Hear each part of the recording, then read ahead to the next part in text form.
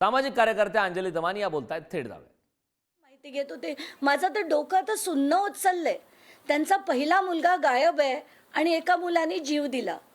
ती त्यांनी परत घटना सांगितली. मला कळत नाही की बीडमध्ये चाललंय काय. आणि हे सगळे आमदार खासदार सगळे 2-2 मंत्री काय करत होते तिथे. धनंजय मुंडेंच्या सगळ्या घटनांमध्ये किती कारणीभूत आहे ते तुम्हाला असं वाटतं? धनंजय मुंडेंची वचक सगळी ही जी घाण आहे ना, ही सगळी घाण करणारे हेच सगळे मंत्री संत्री आहेत, आमदार आहेत. आत्ताच्या घटकेला हे जे मी तिसरं प्रकरण तुम्हाला सांगते ना, हे पण हे कराडचे सगळे साथीदार होते असं त्यांच्या वडिलांचं म्हणणं आहे.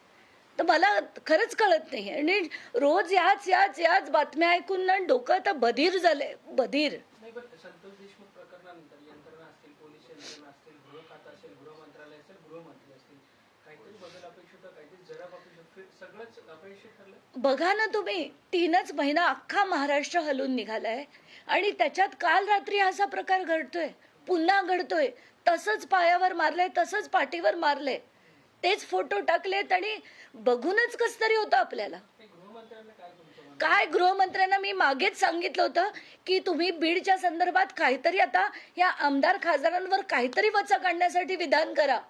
तर या अधिवेशनात करतो म्हणून मला आश्वासन दिलं होतं त्यांनी, अजूनपर्यंत आलं नाही. आणि हे रोज आपण ऐकतोय नवीन नवीन नवीन नवीन प्रकरण. तुमची काय भूमिका असेल? तुम्ही माझी काय भूमिका आहे, हे सगळं मांडून स्वतःचं डोकं बधीर करून घेणं हीच भूमिका आहे माझी. म्हणालेलं की विधान भवनाच्या ठिकाणी तुम्ही जाणार आहात, कारण सत्र सुरू आहे, तिथे काही काय मिळणार आहे सत्रात? काय सुरू आहे तुम्ही बघताय.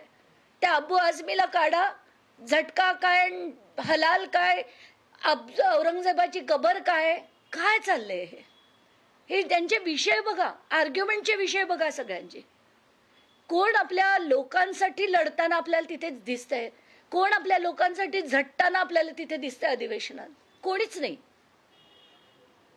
चला धन्यवाद, प्लीज काहीतरी करा अशी सगळ्यांना विनंती. घटना घडत आहे आता. शरद पवार यांना बीडमधल्या घटनांविषयी त्यांना चिंता वाटते.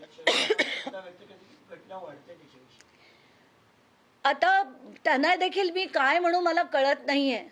त्यांच्या वयाचा आदर, त्यांच्या सगळ्याचा आदर, पण हे काय आहे म्हणजे ही जी माणसं आहेत, तर वडील म्हणून त्यांच्याकडनं अपेक्षित होतं ना की त्यांनी त्यांच्या लोकांना त्यांचा कान पकडणं, चुकल्यावर कान पकडणं.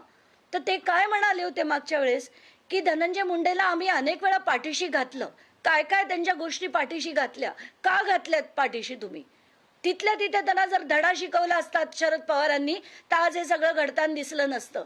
बीडमधले जेवढे आमदार आहे, एक पंकजा मुंडे सोडून सगळे त्यांच्या पक्षातले होते. काय केलं त्यांनी त्यांना, काय शिकवलं त्यांनी त्यांना? आत्ता पण आज जे मला तिसरं प्रकरण कळलंय, उबाटा गटाच्या लोकांनी काय कारवाई करतील ते.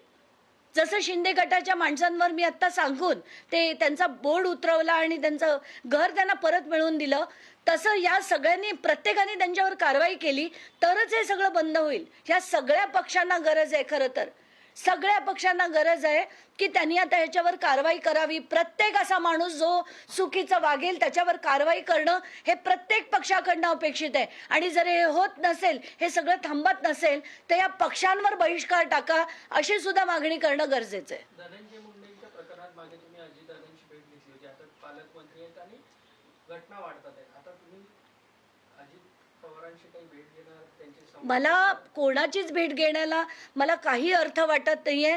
सगळ्यांची भेट घेऊन सुद्धा 3 महिने कोणीच काही कारवाई केली नाहीये. आता मी कोणाचीही भेट घेणार नाहीये. मला फक्त वाटतंय की हे सगळं थांबलं पाहिजे, गृहमंत्रींनी हे थांबवलं पाहिजे. आणि पहिलं तर पूर्ण पोलीस जो विभाग आत्ताच्या घटकेला बीडचा आहे ना, त्यांना बीडच्या जिल्ह्याबाहेर टाकून सगळ्या नव्या लोकांना आणण्याची गरज आहे. आणि तसे निर्देश गृहमंत्र्यांनी द्यावे अशी त्यांना नम्र विनंती आहे माझी. बीडमध्ये जाती व्यवस्था मोठ्या प्रमाणावर आहे, त्यामुळे आता एसपी जे आहेत नवनीत कावत यांनी प्रत्येक पोलीस स्टेशन किंवा त्यांचे जे अधिकारी आहेत त्यांना सूचना केल्या होत्या की आडनाव त्या ठिकाणी लावू नये, ज्याच्यामुळे जात उघडकीस येते. याची सुरुवात जी आहे ती नवनीत कावत यांनी स्वतः केली. त्यांची नेमप्लेट आता फक्त नवनीत IAS ऑफिसर म्हणून असं त्या ठिकाणी पाहिलं. नाही, त्यांचे प्रयत्न नक्कीच आहेत, पण तिथे सगळ्यांनाच माहिती आहेत की कोण कोण त्यांची आडनावं काय आहेत. तर पार्टीवर लिहिल्याने काही फरक पडत नाही. बहुतेक सगळ्यांना सगळ्यांची जात माहिती आहे आणि आपण जातीपातीत नको पडूया. आता आपण बघतोय ही जी प्रकरणं होती ती सगळ्या जातीतल्या लोकांची आहे. सगळ्या जातीतल्या लोकांनी सगळ्या जातीतल्या लोकांना मारलंय. त्यामुळे जी बदलायची ती तिथली प्रवृत्ती जात नाही.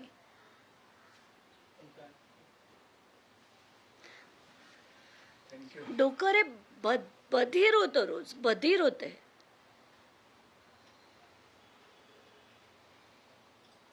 आता ती तिसरं मी तुम्हाला पाठवते. ती बाई ते वडील काय म्हणाले माहितीये का, दोन्ही मुलं माझी गायब आहेत, म्हणजे एक गेला आणि दुसरा हे झालाय. तर आता घरी तुम्ही विचार करा ताई, की मी माझी बायको, 2 सुना आणि त्यांची 2-2 4 मुलं मी एकटा कसं सांभाळणार. हॉरिबल म्हणजे हॉरिबल चाललंय. आणि फोन घेऊन घेऊन ना मला डिप्रेशन येते आता. ए प्लीज रेकॉर्ड नका करू.